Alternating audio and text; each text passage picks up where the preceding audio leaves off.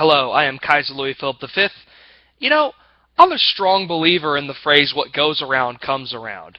And many of the great disasters in history, and the great tragedies as well, often make more sense when you frame your worldview with a spiritual one. Certain unexplainable events and tragedies can suddenly begin to make sense when you frame them with the mindset that an omnipotent, just God rules over the world. For example, the collapse of the Roman Empire is due to its manifold sins and persecution of Christianity in spite of its conversion.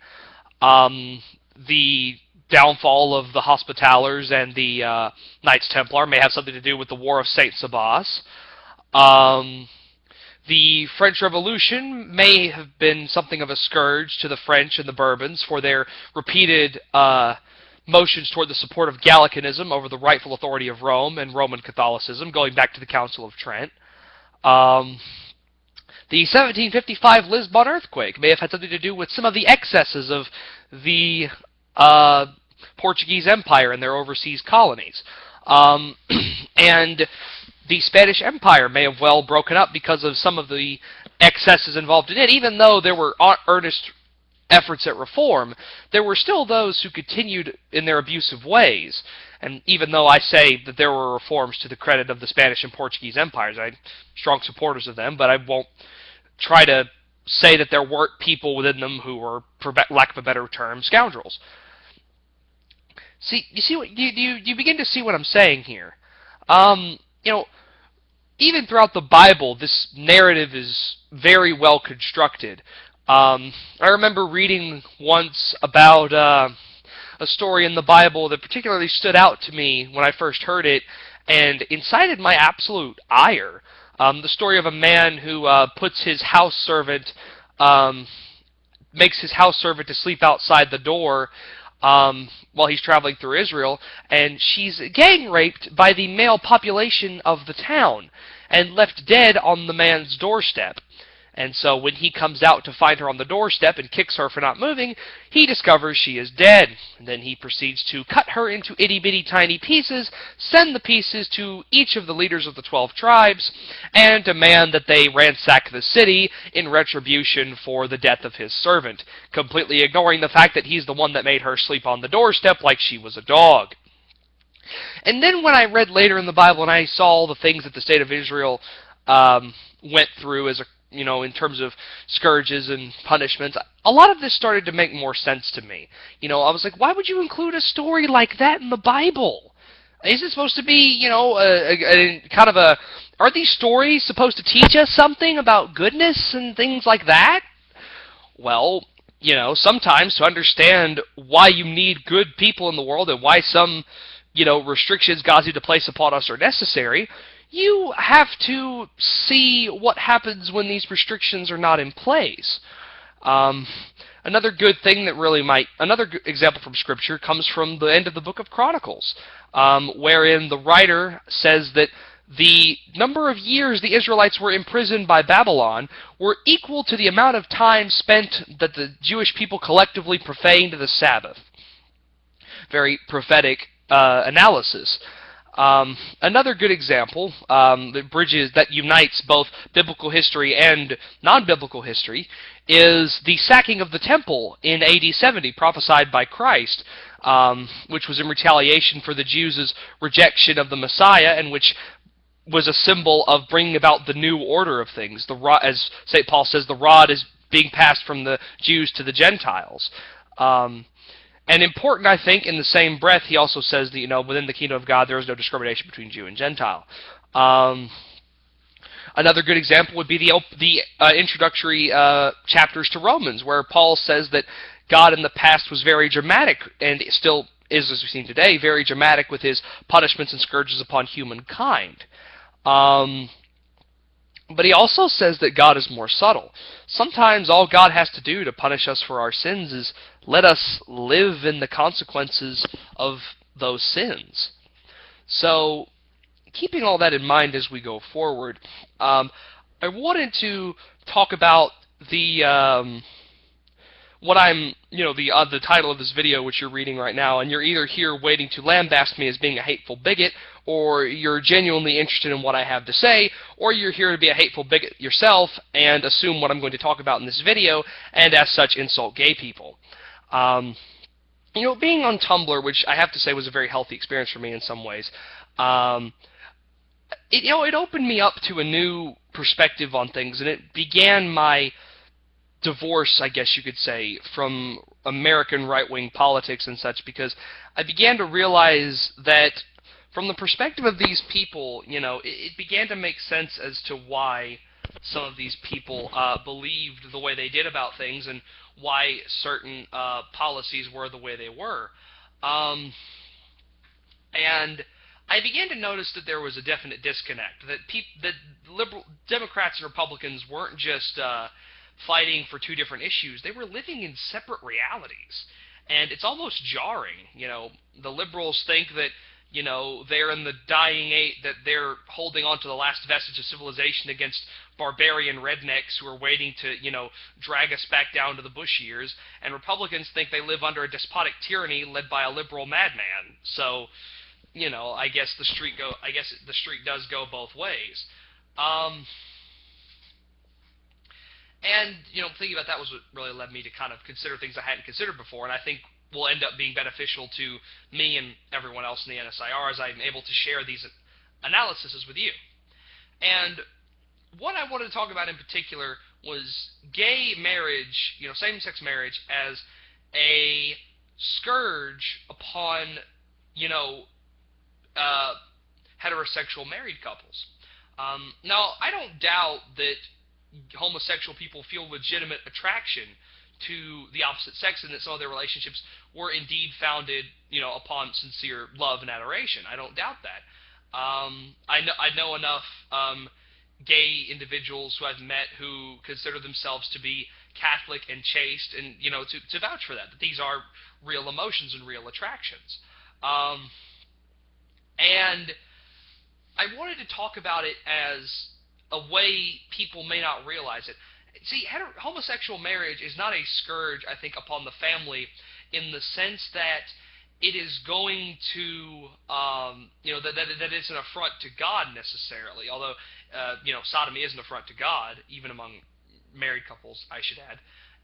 Even though that is a thing, I think that the real way that it's a scourge is in, it's a reproach to married people, because let's be real here, people. How many, honestly, be honest, how many heterosexual families do you know that are dysfunctional as all hell? The kids are, the kids, can't wait to leave, the parents can't wait for them to leave, mom and dad are just together to save face, I could go on. We've all seen and heard enough horror stories in the wasteland of, a post-Christian world to understand what I'm talking about here. And these things were going on well before the 20th, even the 19th century, these things were going on.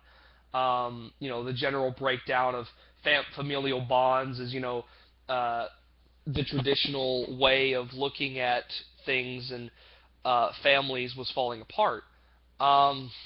So I think that the real way gay marriage is going to end up being a scourge to the family is showing us what we could and should be, because I've heard the stories from people who were in gay families and they were definitely not that great, and how the gay lifestyle nearly destroyed them, and things like that, and how it's a toxic community. And I've heard all that from people who are gay and or were they are still they still are gay, but they're not actively homosexual. You see what I'm saying? I've heard that from several of them. And I think it's, other than that though, there are some homosexual couples who genuinely love each other who get a lot of press attention, and they're very evident on Tumblr. And maybe things aren't as rosy as they appear on the outside. It's been that way for a lot of celebrity couples, because their relationship suddenly becomes a marketing gimmick. They make money off of their publicity and their popularity. So maybe it's not all rosy. But do you see what I'm saying here? As many heterosexual families are okay, let me rewind a bit, okay? People always claim that, before the 50s or even during the 50s, American social society was at its peak. I fervently, absolutely, completely, 100% disagree. Because riddle me this, okay? Just riddle me this, all right? Specifically speaking of the Catholic Church here. If Catholicism and the Catholic Church was so pious and super Catholic and just absolutely perfect, if the clergy were all great, if everything was so fabulous, why did it all fall apart in the chaos surrounding Vatican II? Why is something like the SSPX not literally the most popular? Why have they not supplanted Rome completely? You know, why did any of this chaos, which didn't originate with the documents but with its handlers, why did it even happen? That's a question I think people don't ask enough. If everything was just fine and dandy, why was there even a crisis? There were problems. I can speak for them myself, from people who lived in the time period and who are traditional, but have to say, things weren't necessarily perfect in the 50s, guys. Catholicism was a cultural facet. Many churches didn't ring the bells at consecration. Why? Because, well, the men at the parish had a habit of going outside and smoking during the Mass and then waiting to hear the bells ring so they could go into the consecration and their Mass would still be valid and they would receive communion while the wife and the kiddies could all sit in the pews and actually attend Mass. Catholicism was taken for granted. It was just a cultural facet. People did the things they did and attended church because it was a community thing. It was a cultural thing. And while that's not a bad thing, when it's not paired with authentic faith, it's just empty. It's a whitewashed tomb.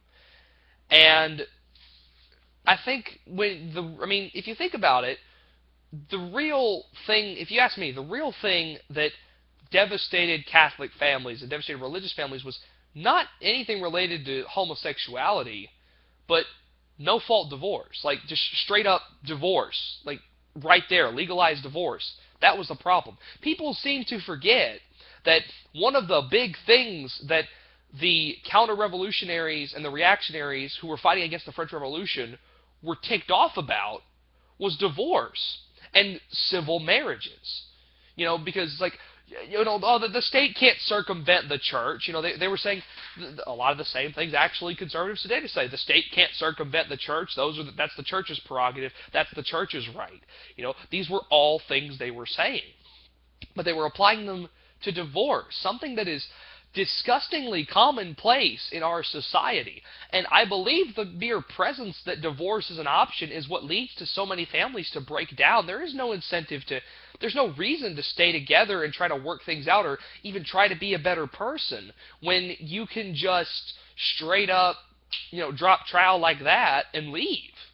Or kick your spouse out. There was no incentive to do that. I mean, this was where the family died in America, people. It didn't die because of, and it's not dying because of gay marriage. Gay marriage and all these other things, pedophilia, bestiality, homosexual agenda, whatever they call it now. I tried to think of a fancy word there. I couldn't think of one. I didn't want to just say gay marriage. Just all these different problems, single families that struggle, and just barely survive to get by. These are problems that we should have been addressing a long time ago, but we weren't. Why is that? Why did Catholics in the 1700s, in the 18th century, get so riled up about divorce and civil marriages? But when it became a thing, really, in 20th century America, nobody cared. Maybe I'm blind here. Maybe I'm blind, but I hardly think for the same effort that goes into fighting abortion and that goes into fighting gay marriage ever went into fighting divorce. And while that may be a dead horse, I still think it's something we need to talk about and we need to worry about. how divorce and civil marriage is destroying any effort good Catholics can put into building families and building communities. Because at the end of the day, it's still there. You know, when you want to get, and I can say this having dealt with drug addicts in my family, when you want somebody to not be an alcoholic, you don't have alcohol around them, like, at all. I remember one time with my mom, we took mouthwash out of the house because that was alcohol. And I mean, any kind of alcoholic substance, cooking alcohol. Like my mom, you like to use cooking alcohol in some of her recipes. My grandmother, not my mom, and she would use them in recipes and stuff. And she had some stuff in there that was, we had some stuff that was, just cooking stuff. By the time you put it in an ingredient, when you like cook whiskey into something, there is no alcohol content. The taste of the whiskey is there, but you've baked out the alcohol content. It's just a flavoring thing. This is for some of the dishes we had, and we thought we got rid of all that stuff, and we thought we thought we were doing good. And then all of a sudden, my mom finds one day some antique white lightning from Tennessee that my grandpa bought at somewhere, and he kept it in a cooler. My house has a bar in it. He kept it because my house used to be the party house a long time ago, before I was ever even a thought. This white lightning that was an antique in a mason jar, with label, from the Appalachians. And my mom tried to steal that and tried to drink it. And she's just so desperate for alcohol. Divorce for the American family is what the white lightning in the cooler was for me and my family. It's still an option. It's still there. You're not going to affect change. It's just, yeah, that's a fitting analogy, I think. I don't think I need to say any more on that. And really where this comes in, where gay marriage comes in as a scorn, too, because, I think gay people, and somebody brought this up to me, I think gay people will appreciate, some of them, will appreciate marriage and family even more when they can get it. I don't think America is like Egypt where they lock people up for being gay, but, I think when in these places where, gays, and get married, they're going to value that married state a lot. Because there's the old saying, you don't know how much you love something until you don't have it. And that's completely true. I once went to a retreat, and it was the longest I'd ever been without a cell phone or a watch or anything like that. And the days just moved so slowly. It was like I was on a different plane of existence almost. I had like no electronics, no nothing. I was a teenager at the time, and I didn't really, I was outdoorsy, but I always had my cell phone with me in like, an OtterBox or something. So, if something happened or, I needed to know the time, I could just, do that. And it was just the longest I'd ever been at that point without electronics. And I was just so happy to get my cell phone back after the end of the trip. But moving on. I really think that what this is meant to be in some aspects that nobody's looking at it as is, look, these happy couples, these happy families, these people, and, I mean, even if they are happy families, it won't change the fact that, homosexual marriage is wrong in which homosexual acts take place. I mean, I'm going to be real with you. I mean, based on, like, personally for me, I mean, I've said before that I would be totally fine with letting the state have their, gay marriage, if they would just, let the church keep, whatever the secular society of America that was never really Catholic to begin with, whatever the heck they want to do, fine. Just let us do what we want, though. Let us have our religious beliefs and, communities. Let us do that, But, it seems like, they won't leave us alone. So, unless we can get to a point where they would legit just leave us alone and respect our creed, and our communities and our people, I don't think we can even approach the issue that way, And even then, the Catholic Church didn't say divorce was okay, and divorce happened. And so, many Catholics, get divorced regardless. So, I mean, nobody ever said divorce was wrong for Catholics. Nobody ever said divorce was okay for Catholics, back in the 50s. And people still did it, though. You see what I'm saying? And, on through the 60s and 70s and 80s, people still did it. And I think that's the biggest sin of the interregnum between Vatican I and Vatican II, is that the church started just taking things for granted, which I don't understand how you can do that when you're at the lowest point you've been. You're getting close to the lowest point you've been since Roman times. I don't understand how you can just take certain aspects of your teaching and things for granted. And, I think that's what's happened. And that's why we're dealing with gay marriage today. Because, it didn't just come out of nowhere. I know many people who are gay for two reasons. Because they've had bad experiences trying to date people of the opposite sex, whether it be just rejection or rape or abuse, and they decided to try something else. I knew a guy, it was the saddest thing I'd ever heard in my life. I felt like, at the time I was angry, at a lot of things in life, and as such I was angry with him, because I was like, I felt like he was insulting me. But looking back, I feel really sorry for him. He was in junior high, and, he said he was gay, and he was trying to hit on me, And I was like, no, I'm not interested. Go away, And he said, come on, man. You guys like you and me, we don't get girlfriends. We don't date. I hang out with girls all the time. But you think they want to date me? No, I'm the guy that braids their hair and carries their books. They don't like me. No girl has ever liked me. That's why I'm gay. I don't know what's become of him today.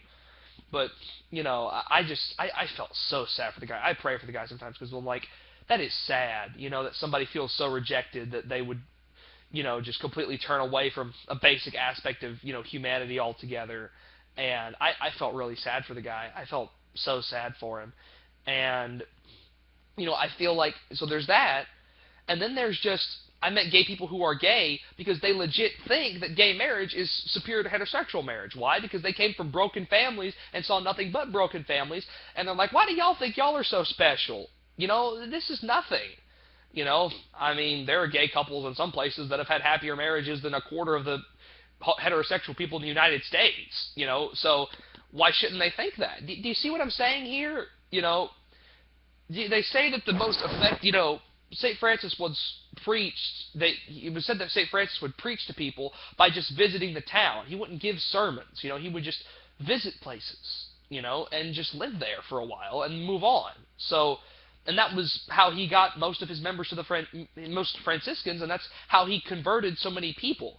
And I think it's shocking that even in a place like Christian Europe, people would think people still needed to be converted. I think there was this painting by Velasquez called The Conversion of the Duke of Urbino or something. He was a duke of some Italian place. And, it shocked me. I'm like, this guy's Italian nobility. He's been Catholic all his life. Why does he need conversion? And I realized, even Catholics need conversion, because converting just means to come to something new or to turn away from, something else. And really even Catholics today need that. They need a conversion back to the faith. They need a renewal, a revival, as Protestants call it. Though I believe Catholics of ye olden times just called it conversion of another aspect.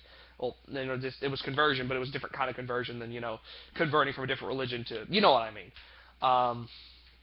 So I really do think that part of the reason why gay marriage has gotten such a foothold is beginning with divorce and things like that. We didn't fight, nobody, maybe I'm wrong, but I refuse to believe that there was a movement that was as strongly against divorce, with all the funding, with all the support, with all the media campaigns, that gay marriage has had up against it, and divorce has had up against it, that a divorce had up against it. I don't believe that, and I think what happened was we were passive in a time of luxury in the 50s. We were passive because we just had so much. We didn't feel the need to worry about anything. Maybe that's the way the church was in some of these places. We were just so, even though things were definitely worse than they had been in history for the Catholic Church, we ourselves were so comfy that we thought, oh, nothing's wrong. Why are you going to worry about anything? No, nothing's wrong. The days of ye olden times, are over with. No, we're fine. We're totally fine.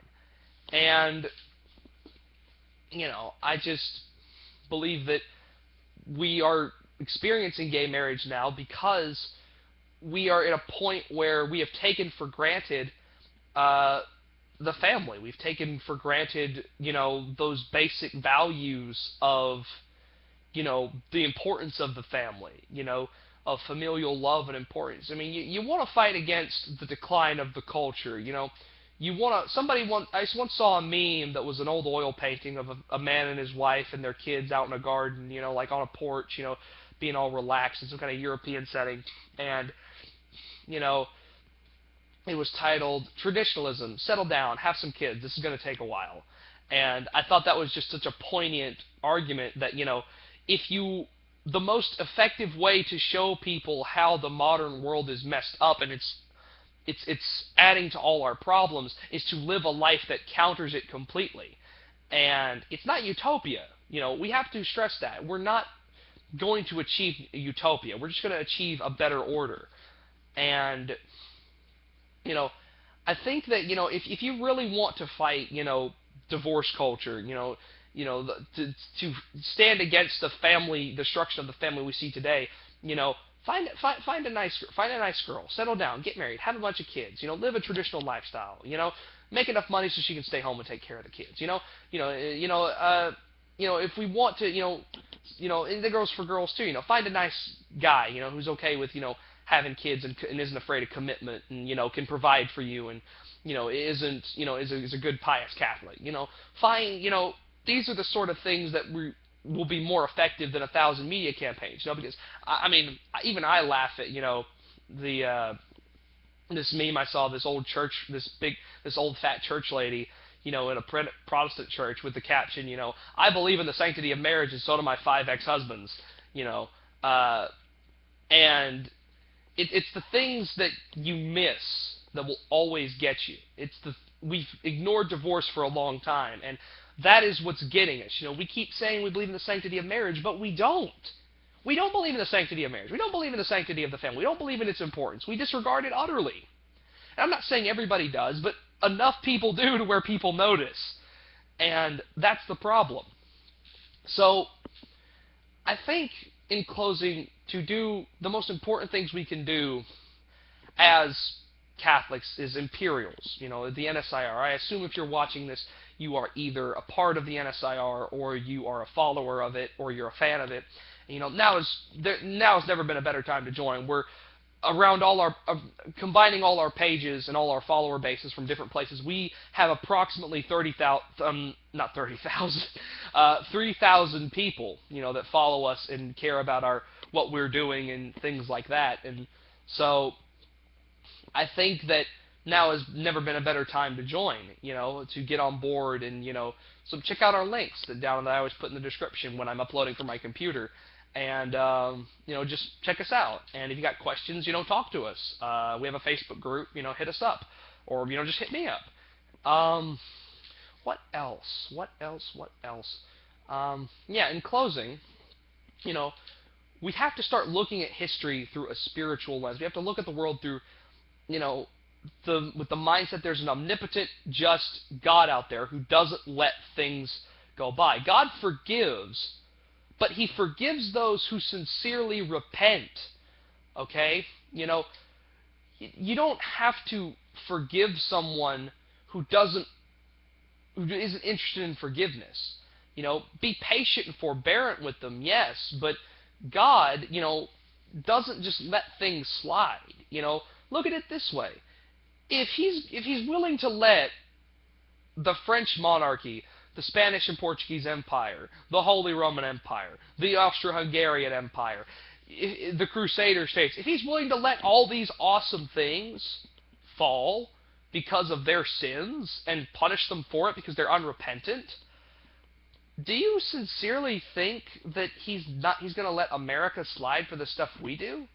Do you think he's going to let you slide for the stuff you do? Do you not think at some point, if not in this life or the next, like Lazarus and the poor man, do you think that you're not going to, at some point, be called to task for your sins? That you're not going to feel the reprisal of them? In a world that's governed and watched over by a just God? No. you're not going to get away with it. You're not going to get by with any bad thing you do to somebody. It just doesn't make sense. If you think that, you're making a mockery of God. And as the Scriptures itself says, do not be fooled, God is not mocked. You know, whatever a man sows, that will he also reap. You know, and really, when it comes to gay marriage and when it comes to this issue, you know, I don't believe in treating gay people wrong, but I also believe in laws that are conducive to people leading a moral life. So no, I don't accept the legalization of gay marriage. I might be poised to accept it, although I've told that Pope Benedict XVI wrote about this subject, although I've never taken the time to really read it just because, you know, I just haven't. I'm willing to accept letting letting the secular world, the secular society that doesn't even accept our religion as valid, you know, in any of its legal documents, I'm willing to accept letting them just, you know, have gay civil unions and the like with all the legal benefits of whatever. You know, as long as they leave Catholics and Catholic communities alone and let us still teach to our children that, you know, gay marriage is wrong, you know, that gay marriage is bad. As long as there's no discord between the state and the church on that subject, I think we can at least have a workable solution. You know, I would hold Catholic countries to a different standard, but, you know, for us that may be a possibility. Although, again, I've heard that there's been some discussion in the church about this, and the answer was no. I've also heard that Pope Francis has been open to the idea before, but seems to not be so keen on it anymore. But I don't really know. So I mean, anybody who's more educated on that than me is welcome to, you know, hit me up on that and, you know, maybe correct me or whatever. So really, the things we need to do is just start looking at the world and how we got where we are through the lens of spirituality and the lens of an almighty God. Because more often than not only does what goes around comes around matter. No, not only is that statement just true, but more often than not, people create their own problems. And secondly, you know, if you think that gay marriage is such an affront, you know, you need to really stop and look at what we've done to the basic nuclear family with our culture and with our laws and how society looks at things. No, don't let me rant for another 30 minutes about that. Just take a look at how our society views the nuclear family and how it views child raising, childbearing, maternity, paternity. Just look at how our secular society has viewed that for the last couple decades, last 50, 60 years, last 2 centuries. Just look at it and really ask yourself, is it so plausible that we could have an entire generation, is it so implausible we could have an entire generation in revolt against these virtues? If the answer is that it's highly plausible we could, maybe we need to sit down and ask ourselves, what led to this situation, and how can we go forward in our war against these vices? How can we go forward in such a way that we are either less likely to, or it is impossible that such a climate will ever arise again?